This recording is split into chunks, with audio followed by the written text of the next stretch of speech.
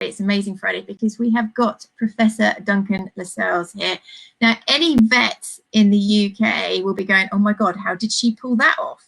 So all the public, this is a big deal. Okay, so just sit pretty and listen, because I think I emailed you probably a couple of years ago. So this is massive for me. Please introduce yourself. Tell them who you are, what you do, so they can be amazed as I am.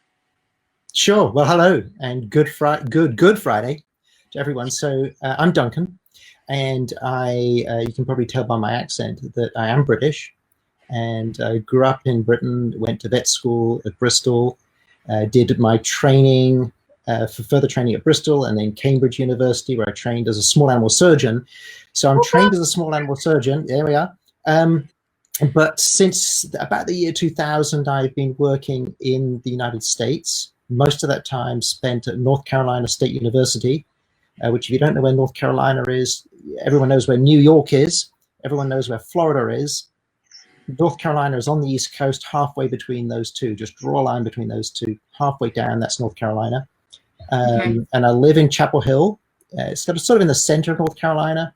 And I work at the vet school, which is in Raleigh, about 30 miles away. And what I do there is I still work as a surgeon, but I spend most of my time engaged in pain research, so and particularly clinical pain research. So what I do is I work out ways to measure pain, and then I use those methods to determine what works to alleviate pain, whether it's we're looking at diets or supplements or drugs we currently have, but we don't really know or understand too much about how they work, or drugs that we may have in the future, or even drugs that are destined for human clinical trials. So, and maybe we can come to this later, but you know, pets are a great model of human diseases. Yeah. So, looking at what works and what doesn't work in pets can both inform human medicine, and the benefit to veterinary medicine is we learn more about what works or doesn't work in our pets. So that's me. Okay, so we're going to do 10 top tips, guys. We do this to make sure that anybody that's been listening, it doesn't matter your financial background, it doesn't matter your physical capabilities, these are core game changers that we really want you to understand. I'm number 10, you're number 9, 8, 7, 6. Okay, so number 10. Okay. And these are tips for what? They're tips for management. So they're just basically things you've learned on your journey that you think, I wish they'd know that, and take that with them. And they're generally quite generic advice. Yeah. Okay. So, I'm going to steal weight because we've spent a while there. Do this every time. So Banfield Hospitals, they did the survey. 9 out of 10 owners can't see that their dogs are overweight. So 9 out of 10 owners of overweight dogs can't see it, which means there's a really big possibility that the guys listening to this, you don't realize your dog's fat. And we see this a lot. So people come into Holly's Army in their first photo and everybody says, hey, it's great to meet you. And I'm sitting there going, can I tell her? Can I tell her? Be cruel to be kind. Take your eyeballs out, put them back in, look at your dog, pretend it's not yours, and be honest with yourself. It's really, really important weight control. Number 9. Exercise. And we're gonna start by just saying, and we maybe, you know, further down this list, we'll get into the amounts and so on. Yeah. But our number 9 here is just move. Get your pet to move. And so as a starting point, have some movement with your pet twice a day. Like it. Like morning time, evening time, just some movement. Yes, I like that one. I'm gonna steal a little bit of that. As you say, some movement. It can be quite sad times looking after a dog that is sometimes struggling. So look after yourself as well by engaging these movements in things that make you smile. So when Holly was less able, putting kibble in bits of paper in a box and looking at her moving around, trying to work out how to get it out, using the licky mats, using the Kongs on a non-slip surface, she had a great time. She was less able, but she was moving, and she had all these brilliant neurochemicals going off, and I felt better because my dog was in a good place. So take advantage of interactive toys. Number 7. Oh, that was number 8 for you, interactive toys? Yeah. Okay, all right. Number 7. All right, so number 7, I'm going to jump around a little bit here, and I'm going to say, if it's appropriate for your pet to be on some sort of therapeutic, consider giving it consistently rather than this as needed. Ooh, okay, I like so that. and this comes back to what we talked about this evening about the fact that that the pain transmission system gets wound up and it needs time to wind back down.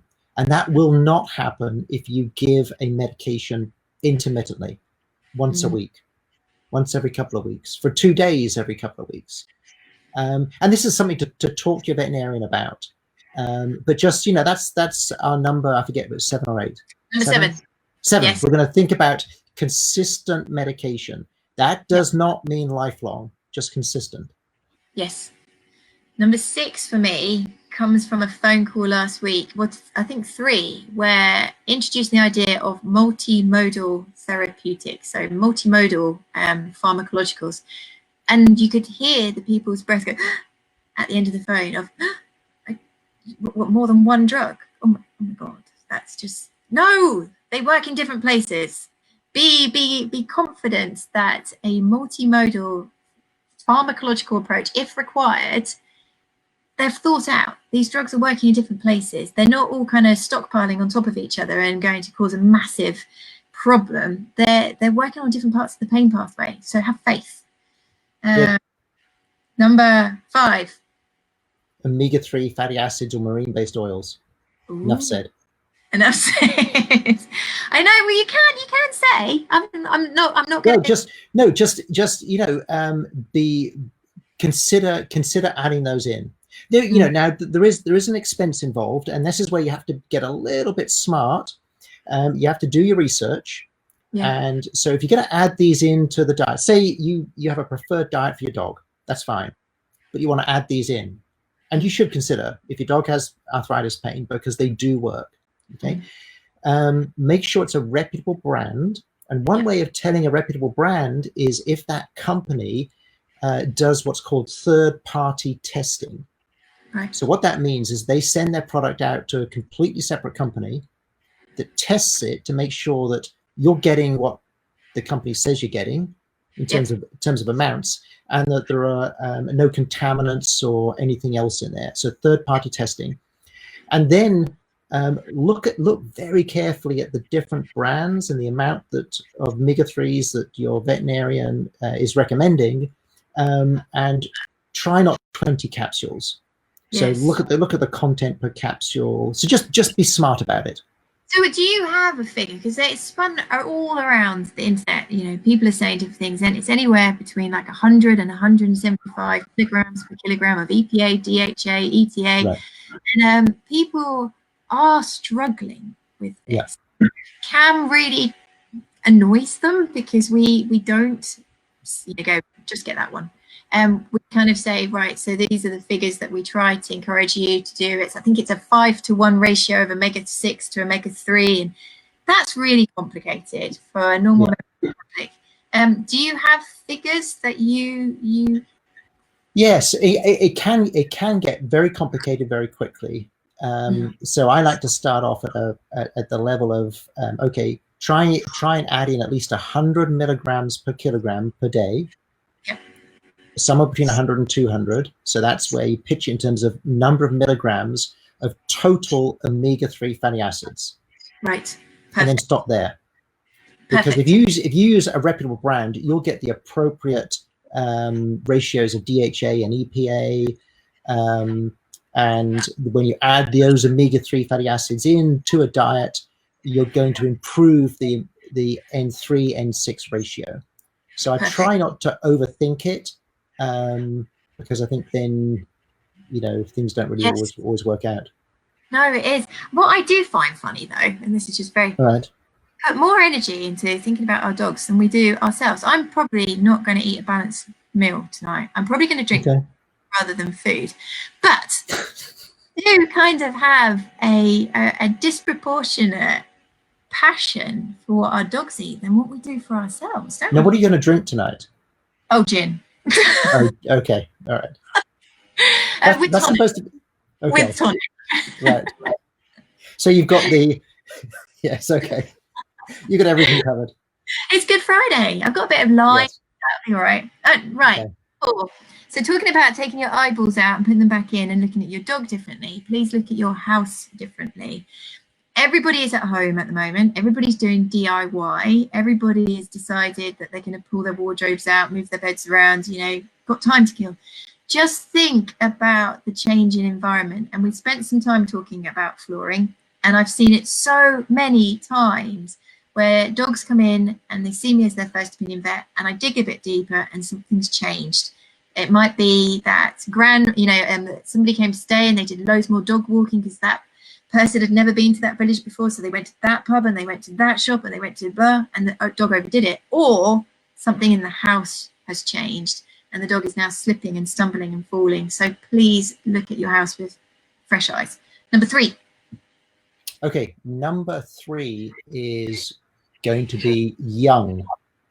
Okay, so that's just number 3 is young. In relation to osteoarthritis, osteoarthritis is a young dog disease, and that's okay.